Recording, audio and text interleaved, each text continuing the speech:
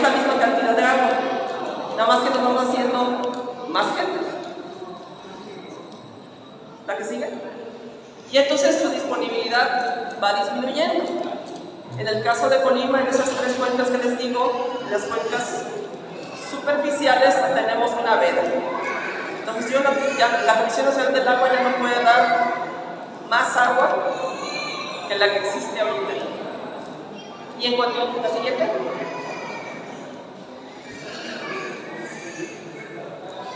Y en cuanto al agua subterránea, lo que tenemos es ya 4 acuíferos sobreexplotados. ¿Qué quiere decir? Que le estamos sacando más agua de la que se recarga. En este caso estamos hablando del Santiago Estalagua, el Jalipata-Meistes, el Armenia Tecumán Periquillos y el Valle Islahuacán. Los que ven el colorcito amarillo ya quiere decir que están en un déficit, bueno, con disponibilidad positiva, pero en déficit. ¿Por qué? Porque ya nada más tienen prácticamente agua para el uso doméstico y público urbano. Entonces ya en esos acuíferos que ven en amarillo empieza a haber una competencia entre los usos. Y casi siempre pues es entre la agricultura y los demás usos. La que sigue. Ahora, ¿qué infraestructura tenemos? Tenemos para presas de almacenamiento, Basilio Vadillo, Trojes, está la Laguna de Amela, presas derivadoras, Peñita, Jala, Callejones y Parotes. Ahí podemos ver algunas fotos. La mayoría de nuestras infraestructuras están fuera del estado, lo que son las presas de almacenamiento. Generalmente están en Jalisco, entre Jalisco y Michoacán, entre Jalisco y Colima. Y tenemos, ahí con los sitios casi no se ven, pero son los módulos de riego que tenemos en la entidad. ¿La que sigue? Este es cómo andan nuestras presas. ¿Por qué es importante darle seguimiento? Porque es con el agua que vamos a jugar para los ciclos de riego. Esta es la presa Basilio Vadillo, que está allá en Jalisco. Tiene una capacidad de almacenamiento de 124.75 hectómetros cúbicos. Y ahorita está en un almacenamiento de 59, tiene 73.75, o sea, está al 59.12%. Pero si se fijan la línea,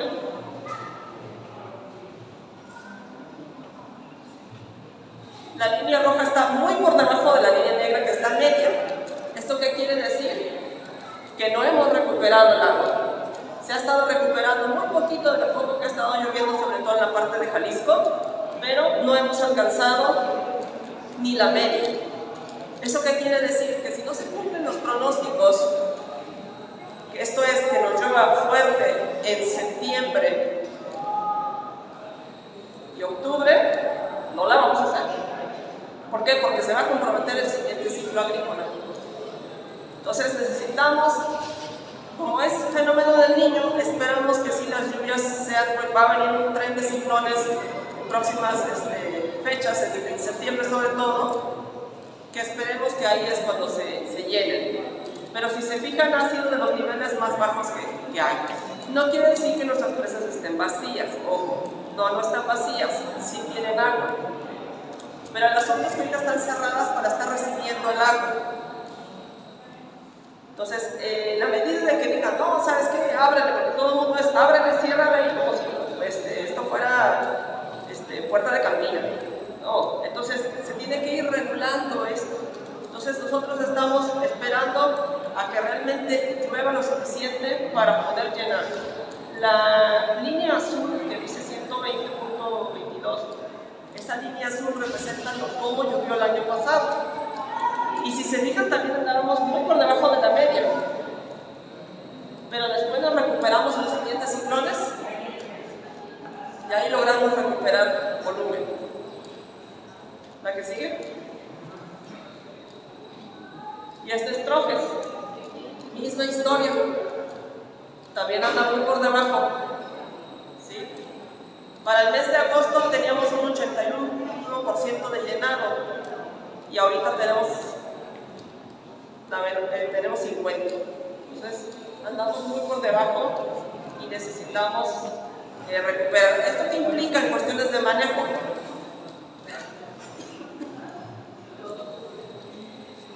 ¿Me puede pasar ya usted?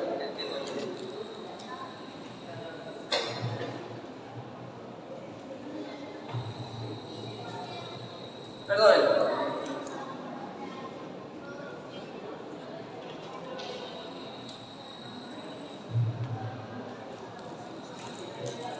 Si no llueve, el ciclo hidrológico, el ciclo agrícola tiene que modificarse. Los planes de riego tienen que modificarse. Y eso pues ya no les va a gustar. Pero tenemos que trabajar juntos para ello. ¿A qué sigue? Este es el escenario de cambio climático. Lo que quiere decir es que no va a llover menos. Hasta un 14.2% menos son los pronósticos. Entonces, de por sí está variando. Y todavía el escenario dice que va a bajar. Se nos va a complicar mucho la cuestión. Y además dice que se puede incrementar la temperatura de 1.1 a 4.5 grados.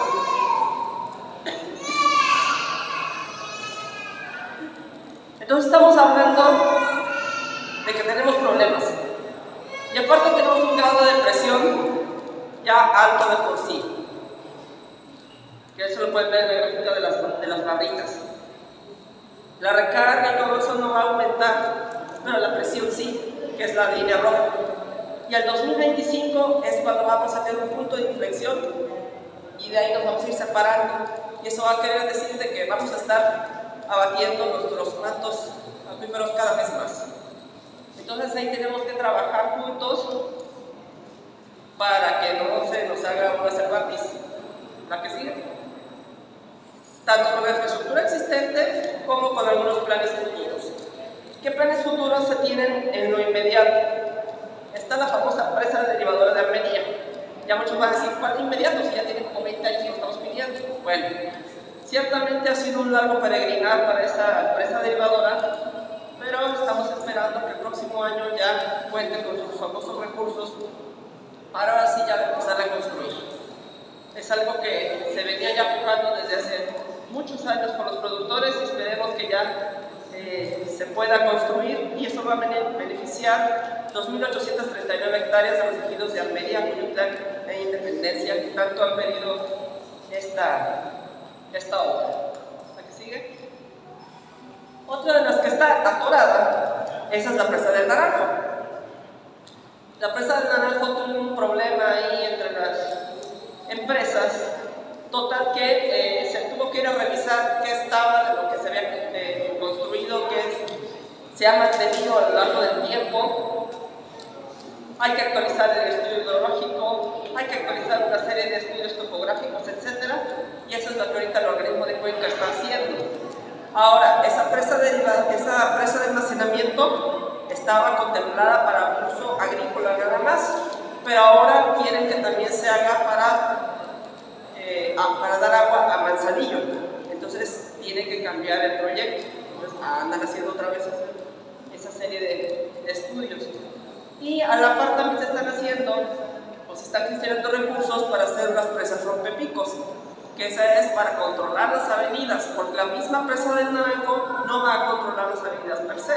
Necesita otra serie de presas para amortiguar esos golpes y evitar esas inundaciones que se dan por allá. Otra presa que también ya lleva su historia es la presa del Hervidero. Esa presa se pretende incorporar a la superficie de aproximadamente 1.200 hectáreas. Y ahí, como pueden ver, ahí como pueden ver los circulitos, pues ya tienen desde hace años que están haciendo estudios, proyectos ejecutivos, etcétera. Entonces, cuando ya empezamos a hacer una cosa, ya se nos desactualizó la otra y así estamos.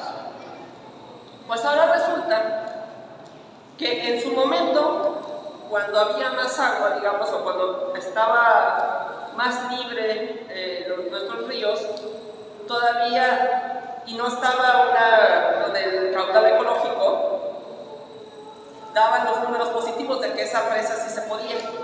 Ahora que está el tema del caudal ecológico que debe de dejarse, ya no nos dan los números. Entonces ahorita estamos en esa peleadera con oficinas centrales para decirles pues de que es necesario, pues muy sensible esta presa para el Estado, pero tenemos que ver cómo cumplir con el tema del caudal ecológico. Entonces, ahí hay un tema que estamos pues, esperando resolver. ¿La que sigue? Bueno, también me pidieron que hablara sobre lo que son los programas de apoyo. Yo sé que los programas de apoyo, y como pueden ver en la gráfica, han caído drásticamente, y no se los voy a contar a ustedes, ustedes lo saben. Y este es el programa S217, que es para la infraestructura de riego. Y pues ahí podemos ver 20, 6.81, 21, 4.21, 3.56, que son nomás de ese componente. Para este año tenemos 5.5, pero para todo el 2023 tenemos 10.9 millones. ¿Sí? Que también se está invirtiendo en organización de las unidades de riego, planes de directores, etc. Ahora, muchos nos dicen, es que yo tengo una idea, yo quiero poner una empresa, ¿por qué no la ponemos ahí? Y yo, oiga, ¿por qué no la ponemos acá? No saben cuántos puntos hemos ido a revisar de empresas, así como cuando uno ve dos palas y quiere uno poner una vaca. Ándale, sencillo. Ahí andamos por todos lados. Por un lado está bien, para ir a checar, pero desafortunadamente tenemos un estado que tiene muchas fallas, suelos. Entonces, no en cualquier suelo puede establecerse una cortina. Esa es una. Entonces, otra es que efectivamente necesitamos ciertos cañones y que ya estamos al final. Entonces, tiene que, digamos, ser primeramente técnicamente factible. Supongamos que lo logramos, porque sí hay varios lugares efectivamente que nos han mostrado muchos productores que sí son factibles, hasta ciertas dimensiones. Pero luego ahí vamos con el otro punto, tiene que ser un costo-beneficio. Tiene que salir el caldo con las albóndigas. Si es más caro que el beneficio que va a generar, no me lo van a aceptar. Entonces, desde ahí, aunque sí pudiera generar un vaso, sí pudiera generar un beneficio para cierta cantidad de hectáreas, lo que cueste no se va a compensar. Entonces, ahí ya es otro problema. Y el tercer elemento es, ya poner una presa también implica inundar zonas, y entonces ahí va lo socialmente. ¿Quién va a dejar que sus superficies se inunden? Entonces, son esos tres elementos con los que tenemos que estar viendo, por eso no es tan fácil poner una presa aquí o allá. Entonces, eso es lo que hace que sea muy difícil encontrar un punto en nuestro estado para poner más presas de las que ya más o menos tenemos. También se ha estado trabajando con algunos sistemas de bordos o pequeñas presas que se están realizando para la actividad arrocera en la parte norte, pero bueno, apenas estamos en eso. La que sigue y última, para que ya se vayan a comer. Lo que yo les pido como sector es que vean que esta gran variabilidad la Comisión Nacional de Agua no puede controlar. Nos hablan para regañarnos que porque no ha llovido, ¿no? Nos dicen, oye, no ha llovido y ya estamos en la temporada, tienes tácheres. Pues sí, pero no tengo un rebaño de nubes que me la lleve, ¿no? Ajá. Entonces se vuelve bastante complicado ese tema. Cuando ya decimos, hay una sequía, tenemos que apretarnos el cinturón, tenemos que disminuir las superficies, pues obviamente que a nadie le gusta. Pero tenemos que ver de qué manera se hacen eso, se ajustan esos planes para que haya la menor cantidad de pérdidas y sean mejores pequeñas pérdidas de todos y no grandes pérdidas para muchos. Entonces, ese balance es muy importante de lo que tenemos que hacer con todos ustedes. Pero eso se hace antes de que empiece todo el relajo.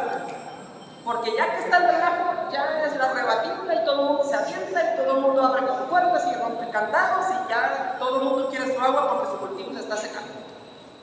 Otra cosa que también nos gustaría es, bueno, respetar esos mismos reglamentos que tienen internos, porque luego resulta de que pues ya lo da compadre, y el compadre al compadre, y entonces ya se expande la mancha de agua que debía de estar en un solo sitio y se va expandiendo y obviamente se va haciendo más poquita, y a la hora de la sequía pues los que estaban adentro, que sí tienen derecho, dicen, oye, ¿y mi agua? No, pues se la está llevando aquel, y entonces empiezan las peleaderas. Y son las peleaderas muy fuertes que han llegado hasta balazos. Entonces, pues esos conflictos esperemos que no sucedan, pero tenemos que irnos previendo, irnos trabajando. Ser conscientes de que tenemos tiempos de sequía. Ser conscientes de que la medición es muy importante. Yo sé que es cuando van los inspectores de la Conagua, es como ya me cayó el chapuismo. ¿Por qué? Porque me van a ver si tengo un medidor, que si puse todos mis reportes de lecturas, son multas muy altas, efectivamente, las que pone la Comisión Nacional del Agua. Y que hay veces que me dijo una señora, dice, pues me siento todo mi rancho, ¿dónde se lo pago? ¿Sí? Pero desafortunadamente ni yo pongo las multas, ya están especificadas en un tabulador, y tampoco tenemos algo que diga, se le perdona porque no tiene dinero, ¿no? Entonces es un problema en el que nos metemos entre nosotros con los productores cuando no se cumplen con las normatividades, horrible. Entonces les pido que chequen sus títulos, chequen las fechas de vencimiento. Se pueden ir tramitando las prórrogas desde 5 años antes hasta 6 meses antes. Si va en el último día, en el cuarto mes, no, tiene que ser más o menos 6 meses antes de que vence. Entonces, chéquenlo, por favor, la fecha de vencimiento de su título. Es muy importante. Si tienen dudas, vayan, pregunten, oye, mire, a ver cómo está esto. Porque cuando se vencen es muy difícil recuperarlos. Y, como ya vieron, no hay agua. Entonces, ¿qué pasa cuando un título muere? Digamos, yo pierdo mi título, ese título, haga de cuenta que esa agua se va a la cubeta general. Pero dice una, pues me vuelvo a formar y era la mía, ¿no? Me vuelvo a poner mi cubeta. No, usted se va a la fila porque allá hay como 50 con otra bola de cubetas esperando agua. Entonces, efectivamente, pierdo mi agua y vayan ustedes a saber si me alcanza cuando yo llegue. Ese es ahorita ya el problema que tiene Colima, que ya no hay tanta agua disponible. Entonces, pues hay que evitar también el robo de agua, mejorar nuestras cuencas, ¿sí? Porque ¿de dónde viene el agua? Pues del territorio del manejo que hagamos, tanto de nuestra parcela, pero como de los bosques que hay alrededor. Entonces, todo esto tenemos que trabajar juntos para que nuestras cuencas estén sanas, nuestros acuíferos también, y pues tener agua para lograr pues los cultivos que tanto necesita nuestro país, nuestras familias y todos nosotros. Les agradezco su atención y su paciencia. Gracias.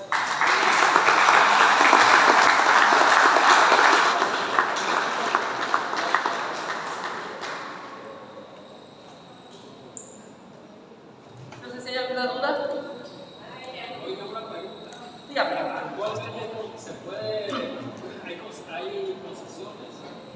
Solamente en los acuíferos que vio que tenían verde, los que haya disponibilidad, y los que estaban en amarillo solamente para aquellos usos domésticos y público urbano, para la gente, vaya.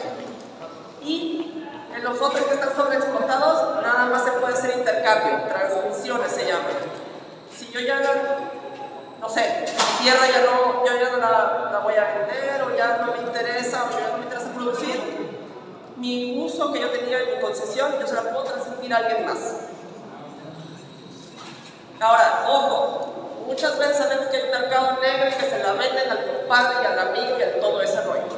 Si lo hacen así, pero no lo hacen ante la Comisión Nacional del Agua, la Comisión Nacional del Agua nomás les cobra el trámite de la transmisión, que son unos cuantos pesos, pero por allá les puede costar miles y todo ese rollo.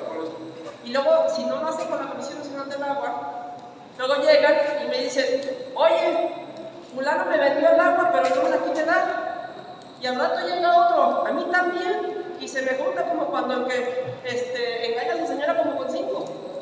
Entonces yo digo, pues la verdad es que yo ya no sé ni a quién ver. Y entonces le digo al concesionario, oye, no se lo doy a nadie. No, entonces esto está sucediendo mucho, hay muchos fraudes al respecto, nunca caigan en ello. Si tienen alguna duda, vayan a la comisión y pregunten, porque se está dando mucho.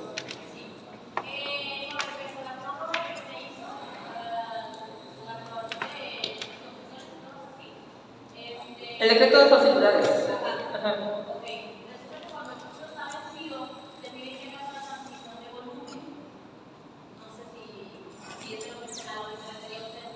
A veces, es que hay veces que va. Eso fue un movimiento que la verdad lo tratamos de hacer para salvar varios títulos. De que cuando ya iba a vencer, hicieran la transmisión. ¿Por qué? Porque ya no estaba tiempo la prórroga. Pero sí estaba tiempo para transmitirlo.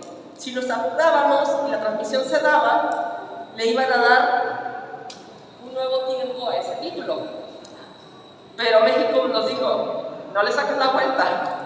Y ya nos canceló algunos alcanzaron a entrar así, pero ya dijeron que no. Entonces, sí era un movimiento que en algunos casos sí se pudo desde un principio, pero ahora ya nos dijeron que ya no.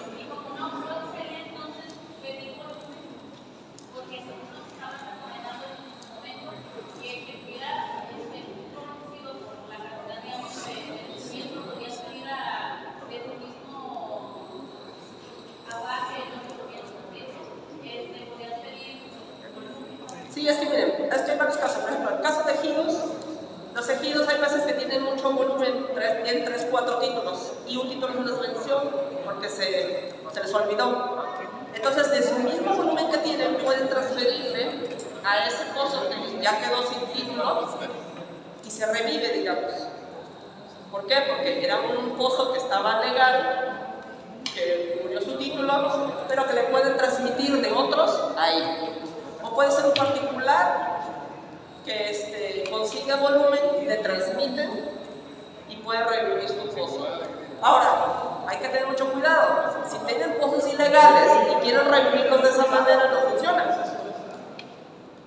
¿Por qué? Porque el pozo era ilegal. Entonces, primero tenemos que multarlos para que después pueda, dependiendo del caso, revivir el pozo o no.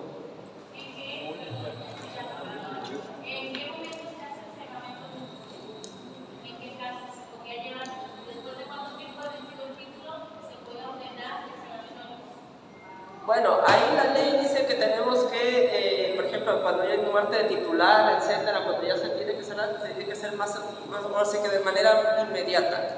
Pero sabemos que en lo inmediato no tenemos capacidad para andar viendo todos los que ya hemos estado cerrando y cegando.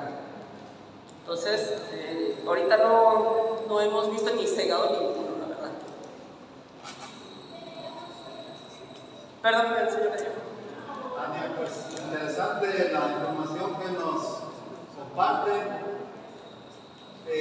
Llama la atención varias cosas. La primera de ellas es que la infraestructura hidráulica que existe en Colima pues, se construyó hace muchísimos años y además está fuera del estado. O sea, la presa de Basilio Basilio está fuera, la de Troques también está fuera del estado. Entonces es una situación un poquito pues de alarma, ¿no? El otro asunto, vemos también con mucha preocupación cómo ha ido disminuyendo el presupuesto y nadie lo defiende, nadie lo puede defender. ¿Qué se puede hacer con un presupuesto que va cada año a la baja y las necesidades de la población pues van creciendo? ¿Qué se puede hacer? Y el otro asunto, tenemos los mantos acuíferos prácticamente abatidos. Las presas, lo que tienen las presas que hemos señalado, pues agua comprometida ya también. Entonces, la única opción que nos queda es la poca agua de lluvia que nos cae. Pero no tenemos dinero, no tenemos tecnología para atrapar esa agua, para quedarnos con esa agua y que no se nos vaya, que no se nos pierda. Cuando usted nos dice que vamos trabajando todos, pues yo le agarro la palabra y digo, ¿cuándo empezamos a trabajar para captar toda esa agua de lluvia? Yo vengo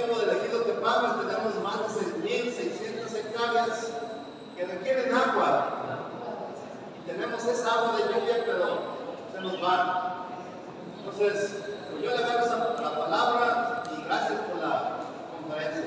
Gracias. Empezaré por el final.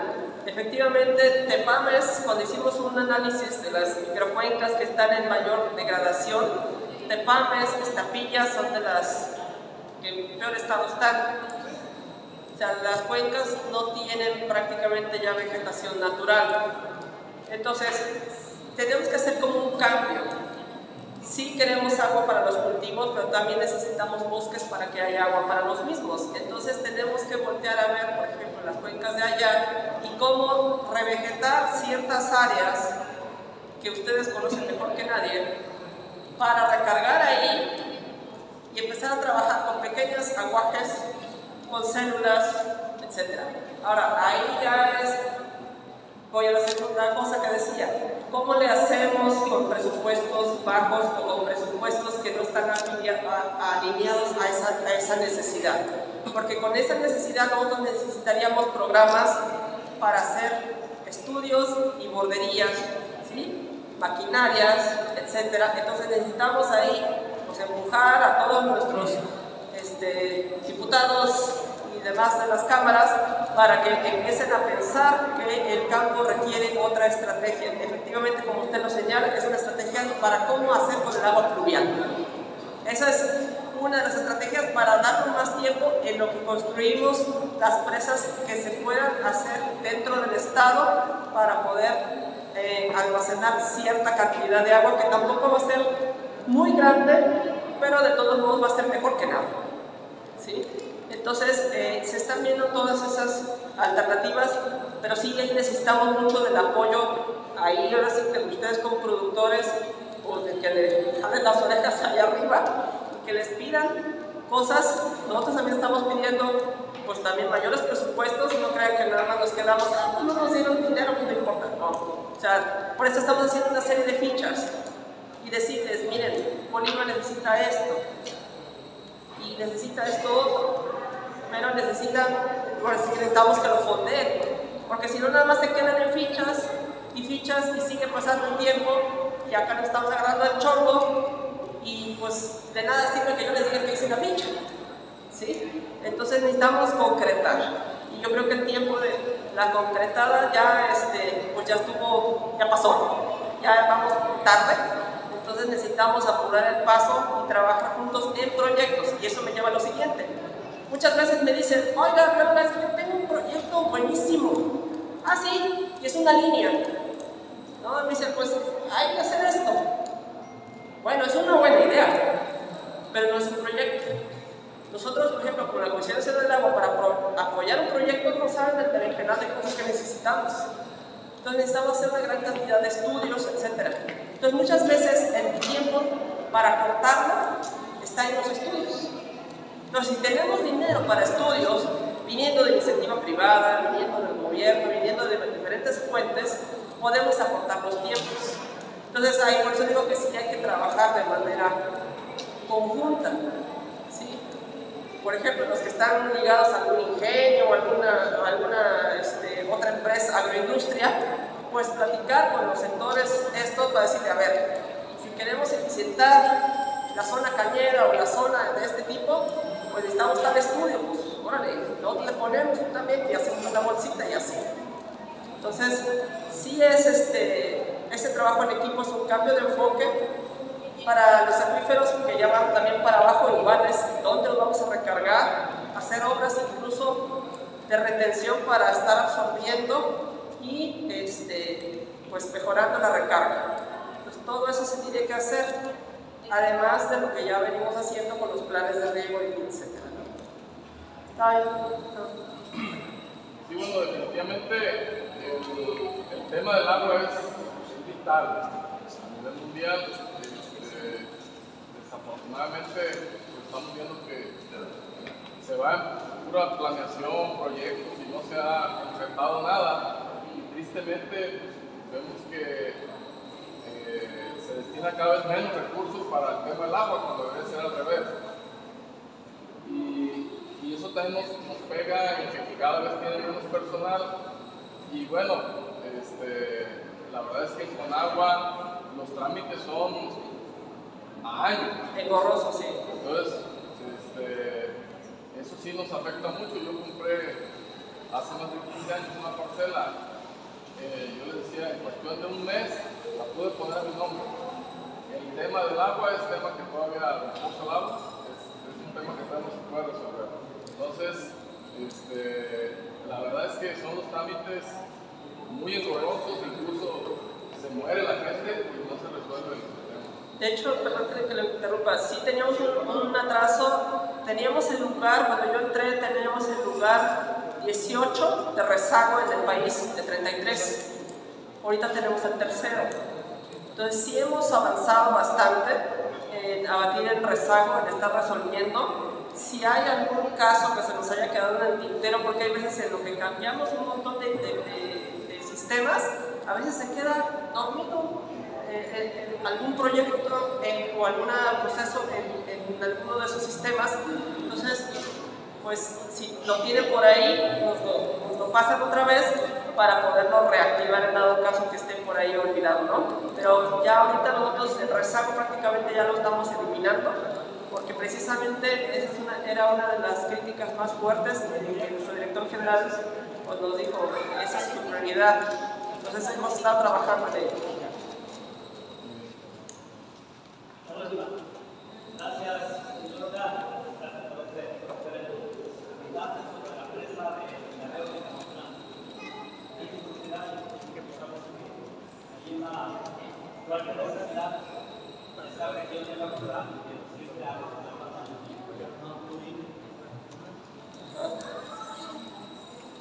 Veladero de Camotlán también entró en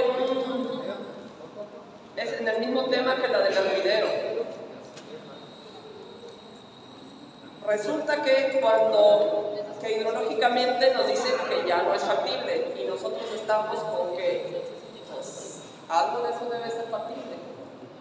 Entonces, ahí el tema es o convencer de que nos dejen hacer, aunque no sea el costo-beneficio, ¿no? Algo, pero que sí es útil, aunque el costo sea superior, pero que vaya amortizándose a mucho tiempo, o cambiar de estrategia, porque nos están diciendo que tenemos que respetar un caudal ecológico, pero ya no hay más agua. Entonces ya me dicen que ya no hay disponibilidad, entonces no puedo almacenar más agua. Entonces ese es el problema que ahorita tenemos con esta medida. Entonces tendríamos que generar en nuestras cuencas que otra vez se empiece a tener mejor agua para entonces tener una disponibilidad o hacer más eficientes nuestros cultivos para liberar agua y entonces poder tener disponibilidad. Entonces hay muchas cosas que hay que hacer para llegar a eso. Yo creo que ahorita en el caso de Manzanillo, a lo mejor lo más viable sería empezar con las presas rompepicos de las que hablaba, o sea, todo el caudal desde Minatitlán hasta Marabasco, pues empezar allá arriba con presitas rompepicos más chiquitas, por lo mismo que no hay muchos recursos, pero bueno, pues al menos ir haciendo una chiquita y luego ya hacer la otra. Es correcto, de hecho, cuando yo llegué me decían, estamos atorados en el naranjo y todo el mundo en el naranjo. Le digo, bueno, suponiendo, digo, ¿y el naranjo va a servir para regular las avenidas? No, entonces ¿para qué nos casamos con el naranjo? Le digo, entonces, ¿qué sí podemos hacer para eliminar o disminuir las inundaciones? Me dijeron, pues unas presas rompepicos. Le digo, bueno, ¿y eso se puede ir haciendo por partes? O sea, como dice usted, una aquí y una allá. Sí. Pues entonces vamos haciendo el estudio para ver dónde tienen que estar y vamos construyendo una y luego la otra y así, pero de arriba hacia abajo para ir pues, regulando el tema. Entonces, esa es la estrategia que está siguiendo. El asunto, ahí volvemos a los dineros, que no ha habido dinero para hacer los estudios. Pero bueno, en ese proyecto estamos.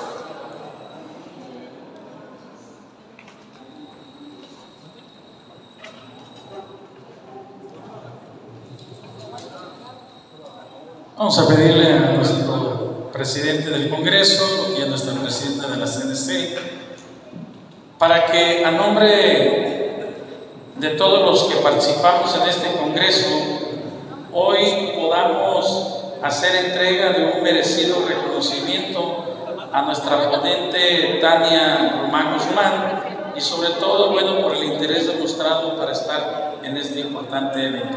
Vamos a pedirle a nuestro presidente si entrega. Déjenme robar unos minutitos y hacer un comentario.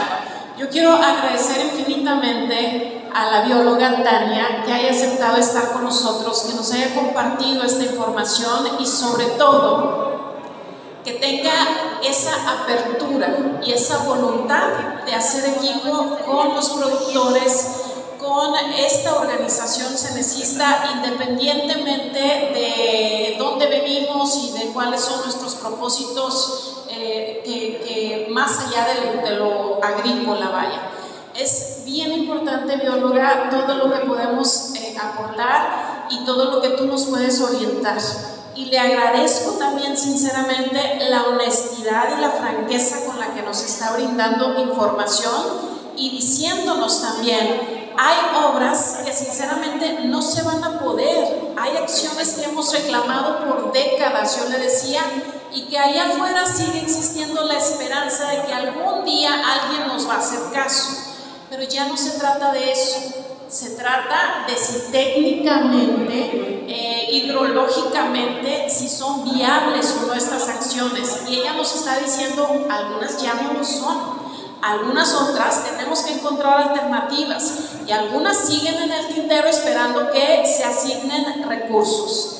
Invitamos específicamente a esta plática a nuestros 2 diputados federales, desafortunadamente no están aquí, pero les decíamos, necesitamos de su compromiso y su respaldo para que las acciones que importan en Colima también puedan llegar a buen propósito. Entonces, sinceramente, muchísimas gracias. Con la bióloga hemos platicado también la posibilidad de ir a los municipios, de tener reuniones ya más concretas, seguramente para analizar algunas situaciones ya más particulares. Y le agradecemos muy sinceramente que tiene toda esa disposición y esa voluntad para esta organización que, reitero, aunque también tiene un origen partidista, que no va de la mano con la autoridad federal en este momento, ella está haciendo a un lado precisamente toda esa situación y nos da la apertura que necesitamos. Ojalá más funcionarios tuvieran también esa apertura, porque aquí lo que nos importa es el campo, aquí lo que nos importa es de dónde comemos, y en eso pues hay muchísimo que hacer para cuidar el agua. También ayúdenos a compartir esta información, oigan, lo que es estos números, estos datos alarmantes, no sé si coinciden conmigo, son alarmantes, tienen que ver con la sobreexplotación, si así se puede llamar, del agua, tienen que ver con el calentamiento global y con las prácticas nocivas que se tienen también de no cuidar el medio ambiente, tienen que ver con la deforestación, y si no hacemos conciencia, pues la bióloga, que es muy capaz y muy comprometida, tiene un límite. Y no solamente es ella o ahorita que estamos en la CNC, son nuestros hijos y las generaciones que vienen que ya no van a tener la disponibilidad del agua. Entonces sí es un tema mayor y por eso quisimos tocarlo en este momento. Infinitamente muchísimas gracias, bióloga, y ahora sí entregamos el merecido reconocimiento.